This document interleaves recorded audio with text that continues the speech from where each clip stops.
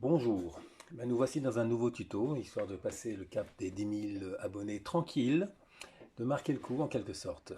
Alors, j'ai tenu à revenir sur ces histoires de listes déroulantes à contenu variable, à choix multiples, parce qu'il m'a été relevé le fait que sur les récentes versions d'Excel sur Macintosh, les contrôles ActiveX n'étaient plus supportés et donc ce que j'avais présenté ne fonctionne plus. Et donc je me suis remis à l'ouvrage pour présenter une nouvelle façon de faire ce qui était demandé.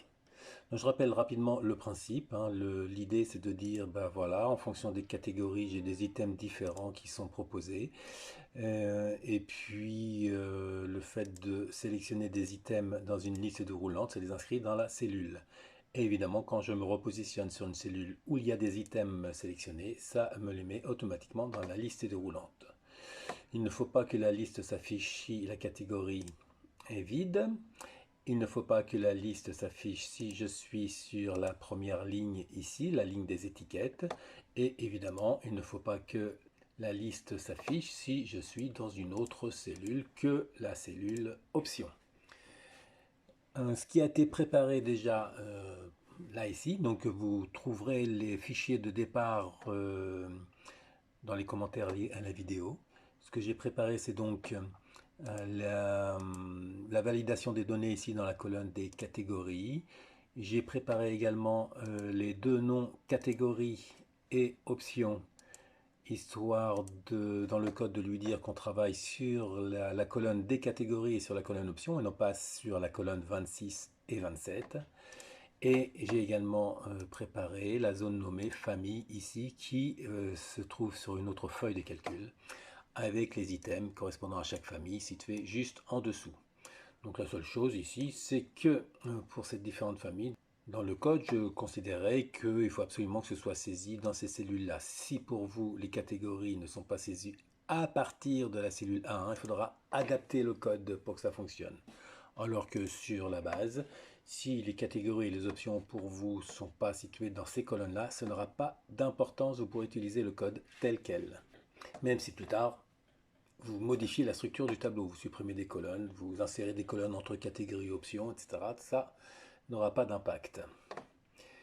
Eh bien, on va y aller. Donc pour ça, je me positionne sur un tableau qui est déjà préétabli, mais dans lequel il n'y a absolument aucune macro de fait, ni même la liste déroulante de créer. Pour créer la zone de liste déroulante, c'est toujours dans l'onglet développeur. Donc évidemment, moi je fais l'exercice sur un PC parce que je ne possède pas de Mac. En revanche, ce que je vous propose ici a été testé sur un Mac, donc il ne devrait pas y avoir de soucis. On va toujours insérer, donc dans l'onglet développeur insérer. Insérer cette fois-ci, donc de toute façon là sur Macintosh, je n'aurai pas de contrôle ActiveX présent puisqu'il n'y a plus de ça, donc on est obligé de passer par les contrôles de formulaire qui eux sont toujours supportés. Et on va s'intéresser donc à une zone de liste. Je la sélectionne, je la dessine n'importe où, sachant que c'est le code qui viendra positionner la liste à l'endroit où il faut et qui éventuellement viendra la redimensionner si pour vous la dimension que j'ai choisie pour cette liste-là ne vous convient pas. À partir du moment où tout ça c'est fait, eh bien on va pouvoir directement aller dans le code. Je me mets dans une cellule quelconque. Et pour aller dans le code, donc qu'est-ce qu'il faut faire? Il faut lui dire, quand je sélectionne une cellule dans la base, en l'occurrence si je sélectionne une cellule dans la colonne option, je veux que la liste déroulante s'affiche à côté de la cellule, donc à droite de la cellule en question.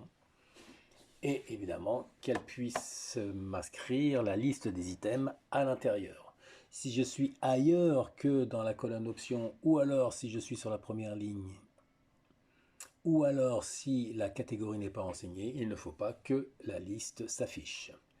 Voilà, donc comme il s'agit d'une procédure événementielle, en l'occurrence quand je change la sélection, à partir de là, donc pour aller dans le code événementiel lié à la feuille base, je vais cliquer avec le bouton droit de la souris sur l'onglet base et je vais demander à visualiser le code, modifier le code. Bon, il peut y avoir éventuellement plusieurs dénominations.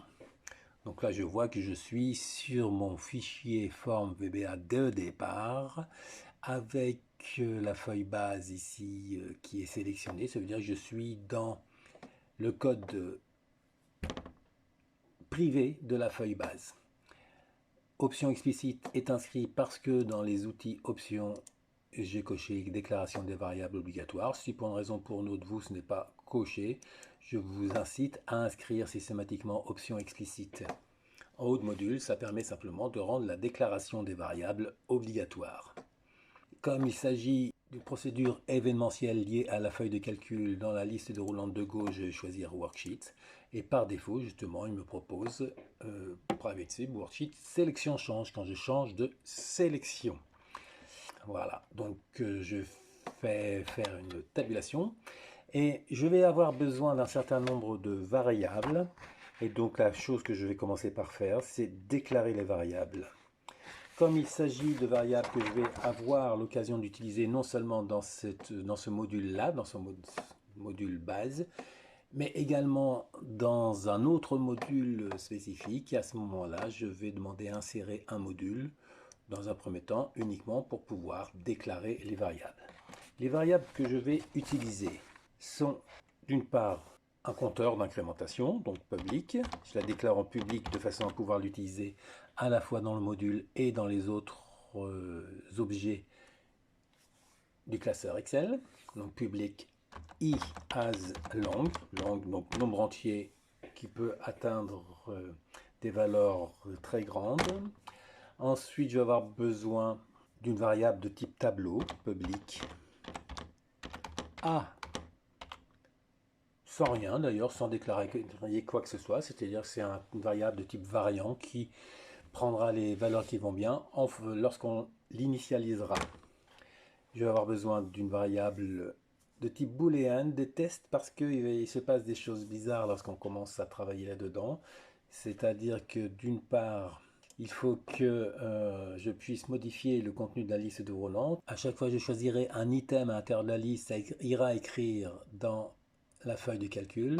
Mais en revanche, à chaque fois que je changerai quelque chose dans la feuille de calcul, quelquefois, il peut se passer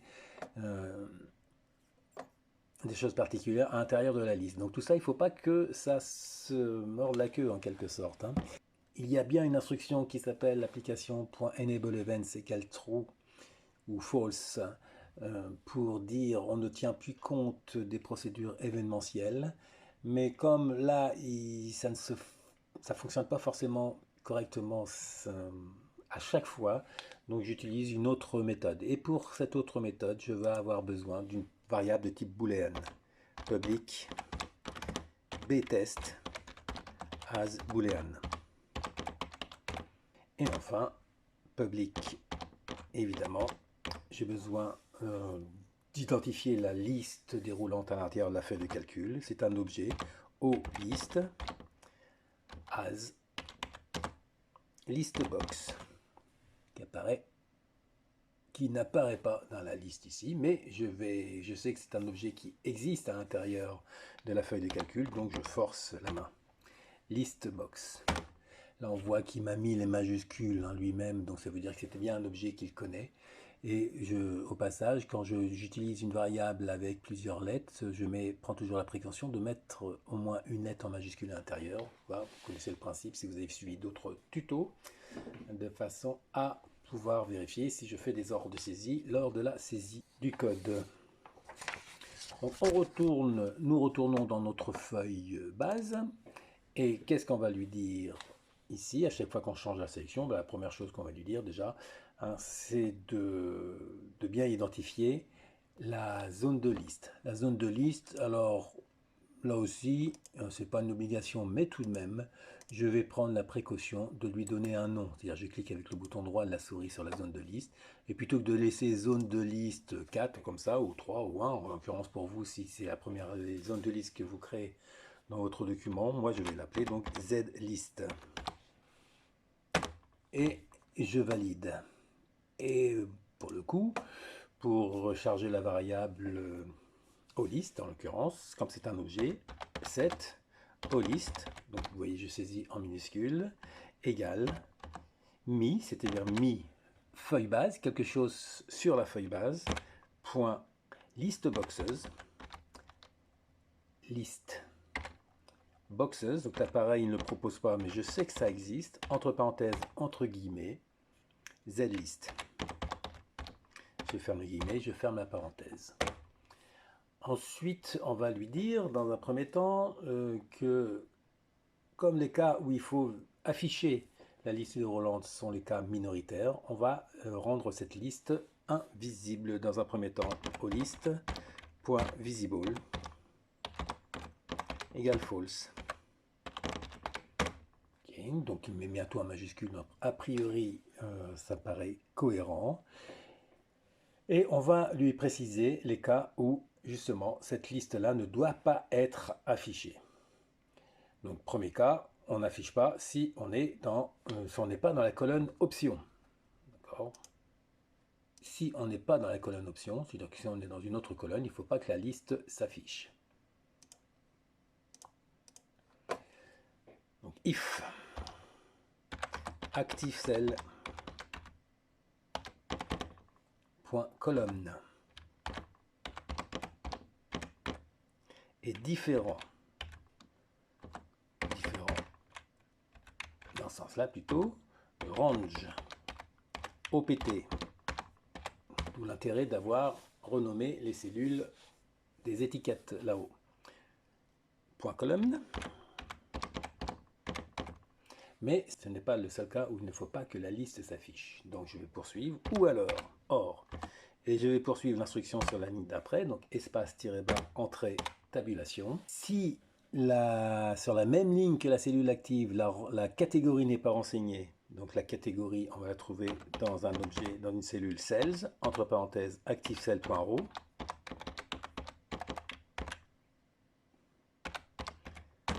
Range, la catégorie se trouve dans la cellule catégorie, donc point colonne, dans la colonne de la cellule catégorie. Si ça, c'est vide, ou alors si on est sur la première ligne, sur la ligne des étiquettes, donc espace-bas à la ligne, ActiveCell.row égale par exemple range OPT ou 4 comme vous voulez, point .row, si on est sur la ligne des étiquettes, alors, eh bien comme on a déjà précisé ActiveCell.colonne, il y a un espace qui traîne ici qui ne devrait pas être. Voilà. Comme on a déjà précisé que la liste n'était pas visible, il suffit de lui dire ici, bah, tu ne fais rien. Exit sub. Et je ferme mon endif. Ensuite, on va travailler un petit peu sur la liste déroulante. D'abord, donc la rendre visible, lui définir sa hauteur, sa largeur et la position sur la feuille des calculs. Comme il y a plusieurs choses à faire avec la liste déroulante, donc c'est-à-dire avec la variable OList en l'occurrence, je vais le mettre en facteur. With OList. Voilà, je ferme tout de suite mon end with pour éviter d'oublier. Et je reviens entre les deux avec une tabulation pour bien structurer le code. On va le rendre visible, point visible égale true. On va définir sa largeur, oui, sa largeur, allons-y. Point width égale 100 par exemple, donc si vous voulez quelque chose de plus grand, il suffit de modifier cette valeur-là. Sa hauteur, point height égale 150. Point top, le haut de la liste déroulante doit se situer sur le haut de la cellule active, donc ActiveCell.top. Et comme il n'y a pas de position droite au niveau d'une cellule, on va dire point left. Pardon, point left est égal ActiveCell. Offset 0,1, donc on se positionne à gauche de la cellule qui se trouve à droite de la cellule active, donc point left. Voilà, donc on retourne sur la feuille de calcul déjà pour tester ça. Évidemment, avant de tester cela, On va prendre la précaution de enregistrer, donc je fais un enregistrer sous, et on lui donne un nom, donc à la place de départ, ici, je vais mettre, par exemple, final. Je valide. OK, et donc la liste est déroulante, je ne la vois pas, mais c'est pas grave. On sélectionne une cellule, et là, la liste déroulante apparaît. Si je suis ici, elle n'apparaît pas. Dans une catégorie, elle n'apparaît pas. En dessous, il n'y a pas de catégorie, elle n'apparaît pas. Évidemment, ici, ça apparaît. Donc pour l'instant, il n'y a encore rien dedans, mais on va s'en occuper. Et bien justement, occupons-nous-en. Il faut d'abord repérer la catégorie qui a été sélectionnée, savoir de quelle catégorie il s'agit dans la liste des familles de catégories ici. Est-ce qu'il s'agit de la première, de la deuxième ou de la troisième? Alors pour ça, et ben voilà, on retourne. Visualiser le code. Donc pour ça, je vais utiliser la variable i qui va me permettre de déterminer la position relative de la catégorie sélectionnée à l'intérieur de la liste des catégories. Donc, i égale. Déterminer la position relative d'une information à l'intérieur d'une liste, on sait, ou pas d'ailleurs, que c'est la fonction equiv dans la feuille de calcul qui permet de faire cela. Et bien la fonction equiv en VBA s'appelle match, donc en anglais en l'occurrence. Il s'agit d'utiliser la fonction de feuille de calcul equiv à l'intérieur du VBA. Donc application .worksheet fonction .match entre parenthèses. L'information à trouver, c'est la catégorie qui se trouve sur la même cellule que la cellule active, mais dans la colonne des catégories. Donc, cells, entre parenthèses, ActiveCell.row.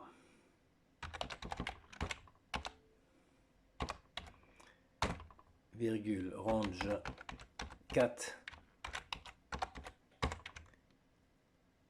point, colonne. Virgule, je poursuis l'instruction sur la ligne d'après, espace tiré bas à la ligne tabulation.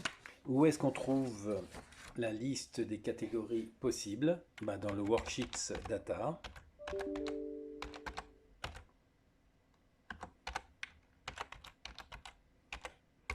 Point range, famille qui a été renommée. Virgule, troisième argument, pardon, là il me manque manifestement quelque chose. Et un guillemet à ce niveau-là, donc je supprime l'espace. Virgule, donc là, il me manque encore autre chose quelque part. J'efface la parenthèse, je la remets. Donc là, on est bien sûr argument 1, row index, colonne index. Ah non, décor row index, colonne index. Donc là, on est dans le cells. Ensuite, virgule, il ne reconnaît pas qu'on a changé de catégorie. Ah, j'ai oublié une parenthèse ici, c'est pour cela qu'il ne reconnaît pas ça, d'accord. Donc vous voyez bien observer ce qui se passe au niveau de l'aide, le mini aide qui est en dessous. Donc là, je suis bien ici, si on tape la virgule, dans l'argument 3 de la fonction match, en l'occurrence, quel type de correspondance je recherche à l'intérieur de la famille. Je recherche une correspondance exacte, donc 0, virgule. Et comme le but c'est de travailler avec des histoires de décalage par rapport à la première cellule, et non pas avec des numéros de colonne, je vais lui faire un -1 pour pouvoir utiliser l'offset dans le pointage des cellules. Et on peut y aller directement, donc remplir la liste déroulante, .list fill range égale. Donc là, il faut lui mettre, égal. Donc là, il faut être en mesure de lui indiquer une chaîne de caractères qui représente l'adresse où se trouve la liste des items affichés dans la zone de liste. Donc là, en l'occurrence, ça se trouve sur la feuille data, point d'exclamation pour dire que là, c'est bien l'intitulé d'un nom de feuille. Et je ferme le guillemet et on va concaténer donc les permettre avec quelque chose, une plage qui se trouve sur la feuille data justement. Worksheets, entre parenthèses, entre guillemets, data, point range, donc une plage, dont, entre parenthèses, dont la première cellule se trouve en décalage de A1, en décalage de combien? En décalage de I, vers la droite. Donc worksheets data, on répète encore une fois, entre parenthèses, entre guillemets, data point range. C'est là que je lui indique directement en clair le A1, donc d'où l'importance que vos familles démarrent bien en A1. Si ce n'est pas le cas, c'est ici que ça se change. Point offset, donc décalage. Entre parenthèses, une ligne vers le bas, ça c'est la première cellule où se trouvent les items. Virgule avec un décalage de I.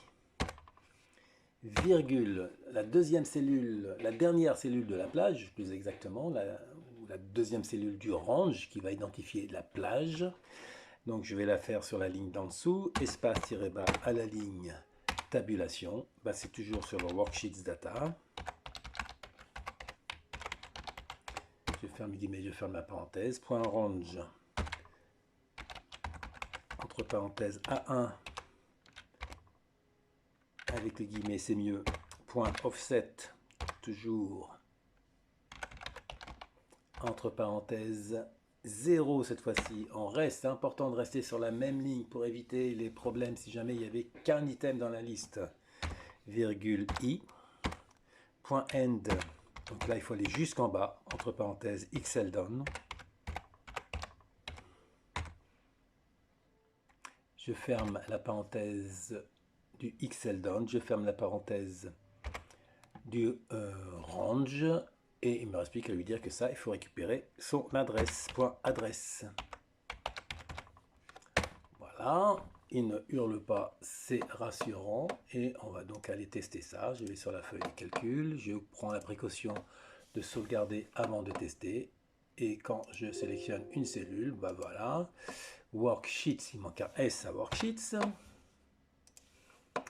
et on retourne voir sur la feuille de calcul. Donc là, effectivement, quand je suis sur la catégorie A, les items de la liste, on va de 1 jusqu'à 10. B, on va de 1 jusqu'à 14.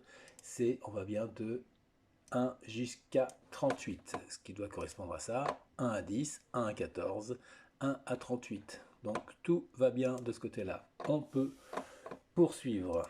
Pour la suite, dans un premier temps, ce que je vais faire, c'est de lui dire que se passe-t-il si je sélectionne des items à l'intérieur. Au passage, je vois qu'il ne m'accepte qu'un seul item à la fois ici dans la liste. Alors, avec le bouton droit de la souris, je vais demander à afficher le format de contrôle. Et dans le format de contrôle, je prends la précaution, évidemment, de demander un type de sélection multiple. Ok, donc là, le reste, il n'y a pas besoin d'y toucher puisque c'est géré par code. Donc, je valide ça. Et je reclique ailleurs et cette fois-ci, il accepte bien plusieurs sélections dans la liste. En revanche, pour l'instant, ça s'écrit toujours pas. Eh bien donc, c'est ce que nous allons faire maintenant. Maintenant, ce que nous allons faire, c'est dire, quand je modifie les items à l'intérieur de la liste déroulante, j'aimerais que ça vienne s'inscrire dans la cellule active. Cette fois-ci, donc, je retourne dans le code. Il ne s'agit plus d'une procédure événementielle liée à la feuille de calcul par elle-même, mais il s'agit de créer une macro dans un module. Donc on va dans le module 1, où on a donc déclaré les variables, et puis on va créer une macro. Par exemple, sub zlist, changement, chgt, tiens, allez, ça me suffit. C'est là où intervient la subtilité. Je vous avais expliqué tout à l'heure qu'il ne faudrait pas que une action sur la liste déroulante provoque un changement sur une cellule active et inversement, le changement provoquerait lui-même une action sur la zone de liste déroulante, ce qui fait que ça tournerait en rond indéfiniment.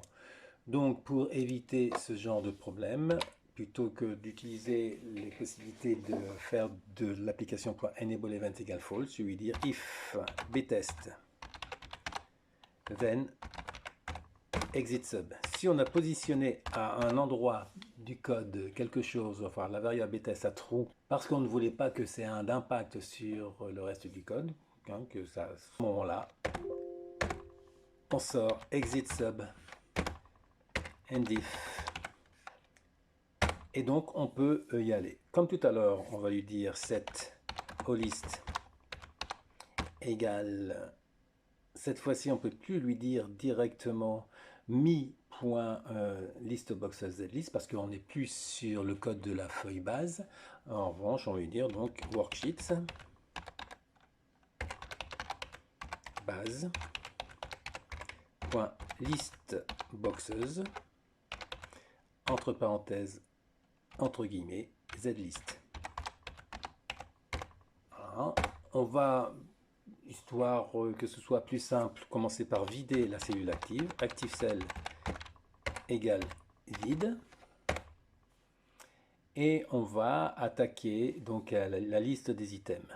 Comme mon intention c'est d'utiliser, on le voit sur celui qui est prêt ici, un séparateur décimal entre chaque, le séparateur décimal n'intervient qu'après le premier item. C'est-à-dire lorsque on joue avec le premier item, il ne faut pas que le séparateur décimal s'affiche à gauche de cet item-là.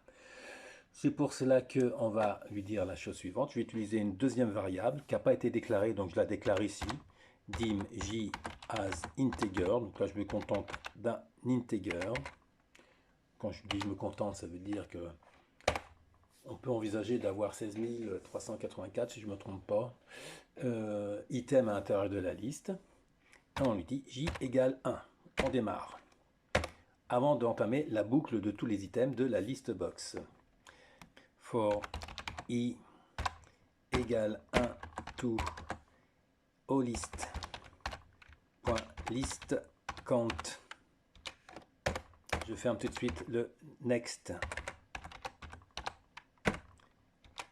Et on regarde si l'item numéro i est sélectionné. If olist.selected entre parenthèses i.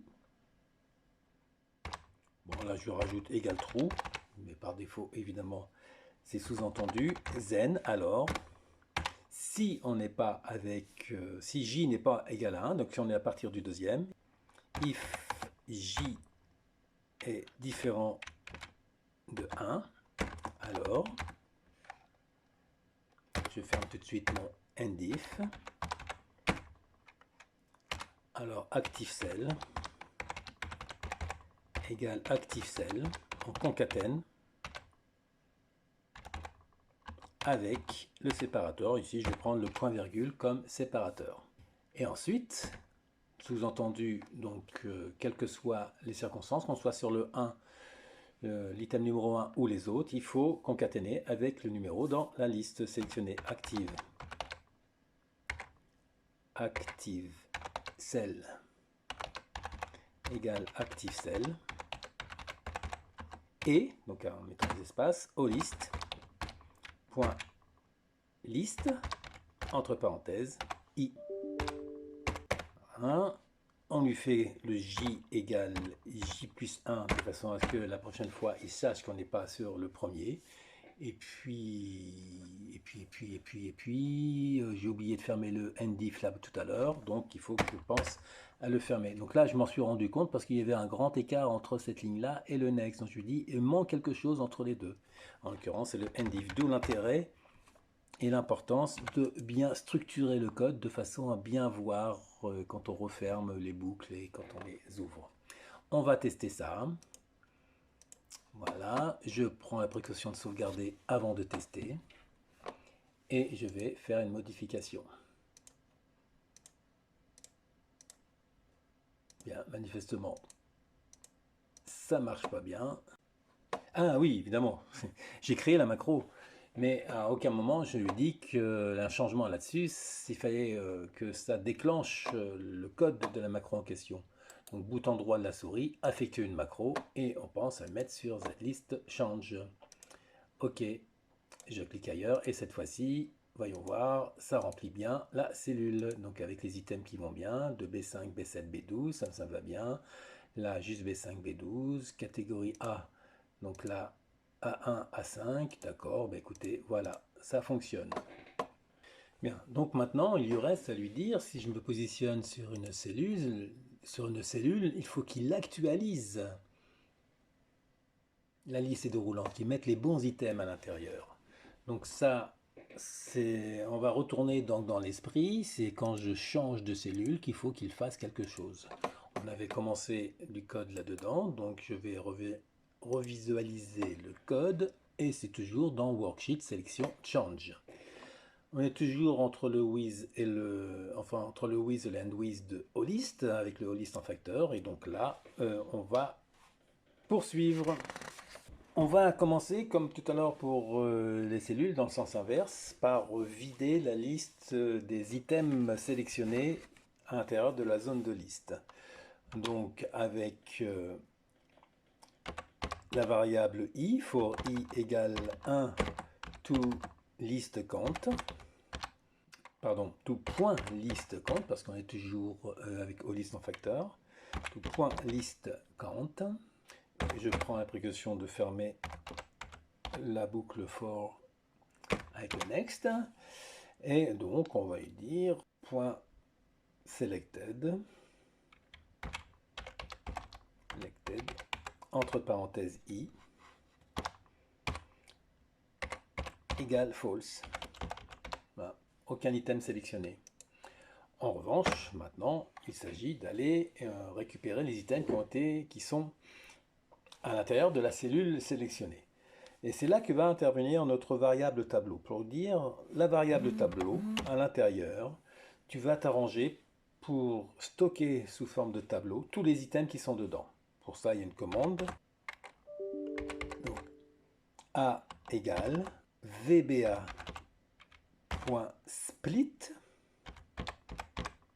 Tu prends une chaîne des caractères et tu la fractionnes en prenant en compte ce qu'il y a à l'intérieur de la cellule active, ActiveCell, et avec comme séparateur à l'intérieur le point-virgule que nous avions défini lorsqu'on a rempli la cellule. Je ferme ça. Donc on a un tableau ici, à l'intérieur duquel il y a tous les items qui sont à l'intérieur de la cellule active. On va d'abord s'assurer du fait qu'il y a au moins un item de sélectionné. If ubond, entre parenthèses A, est supérieur à 0. Alors, on aurait pu dire if ActiveCell égale vide, quelque part, ça aurait fonctionné pareil. Cette fois-ci, je prends la précaution de bien fermer mon endif.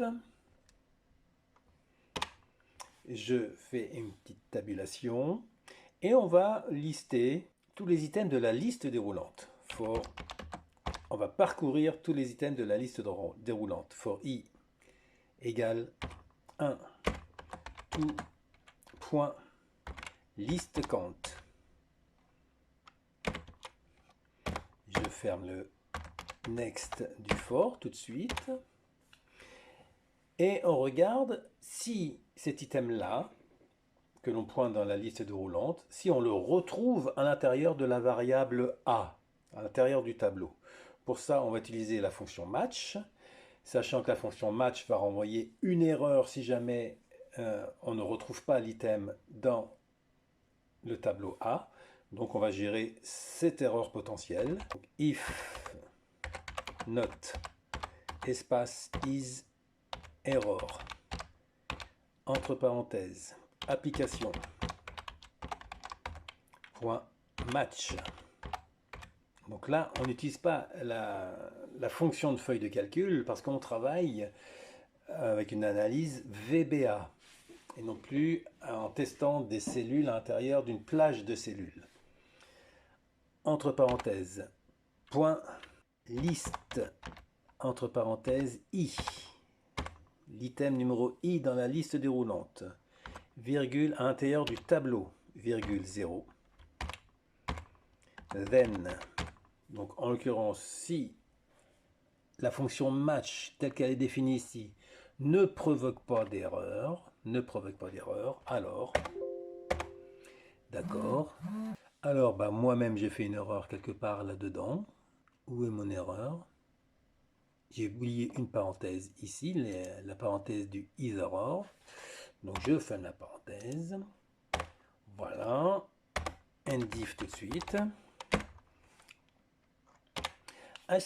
ce moment-là, il ne faut surtout pas qu'une autre procédure se déclenche, hein. Donc c'est là que je vais lui mettre le btest égale true pour éviter que des choses tournent indéfiniment. Et je vais lui dire .selected entre parenthèses i égale true. Donc là, on modifie la sélection dans la zone de liste déroulante. Et on ne voudrait pas que cette modification de la liste déroulante entraîne l'exécution de la macro quand on fait un changement dans la feuille de calcul. Voilà l'explication du btest.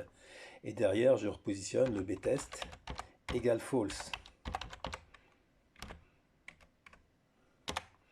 Voilà. Et on va tester ça. On va par ici. Je sauvegarde et on regarde. Et on a bien B5, B12 qui est sélectionné ici. Là, on a bien les trois items. Si je me mets ailleurs et il n'y a rien, je resélectionne. Ça me positionne bien les items en question. B7, B8, B9 avec B4. Je me mets ici, on est bien B5, B12. Mais écoutez, je pense que là, on a pratiquement terminé. Juste un petit détail qui reste à dire, c'est à savoir si jamais je change ici la catégorie, je n'aimerais pas, moi je ne souhaite pas conserver les items tels qu'ils étaient sélectionnés ici parce que les items ne correspondent plus à la catégorie en question. Donc si on change de catégorie ici, à ce moment-là, je souhaite effacer directement ce qu'il y a à côté. On se retrouve dans une autre procédure événementielle, donc je vais retourner dans le code, visualiser le code, et cette fois-ci on n'est plus dans la procédure sélection change, mais on est dans une procédure change. S'il y a une modification faite sur la feuille de calcul, je vais lui refaire ici l'histoire du if btest sous-entendu égale true, then. Alors si c'est une modification qui est prévue par un code ailleurs, alors pas de problème, on sort et on ne fait rien. Exit sub, end if. En revanche, si ça a une modification qui est liée à une autre action de notre part, on regarde si la modification a eu lieu dans la catégorie. If active cell .column égale range cat colonne then, à ce moment-là, je déclenche le btest égale true, j'efface la cellule des options qui se trouve à côté. Donc cells, entre parenthèses, active cell .row, virgule range, entre parenthèses, entre guillemets, opt.column. Je ferme la parenthèse et on dit que ça en le vide égale vide. Et je remets le btest égale false. J'ai pas fermé le endif, donc je le ferme maintenant et on va aller tester ça. Je sauvegarde avant de faire quoi que ce soit d'autre. Donc je me positionne sur une cellule là, tout ça, ça fonctionne toujours, hein, d'accord, voilà, etc. En revanche, à la place de catégorie B ici, je vais dire je veux une catégorie A, ça efface la cellule. Et quand je reviens dessus, il n'y a pas d'item de sélectionner, je me retrouve bien avec les items de la catégorie A. Et ben voilà, moi j'en ai terminé avec l'exercice du jour. Profitez bien de tout cela. À ciao, bonsoir et merci à vous.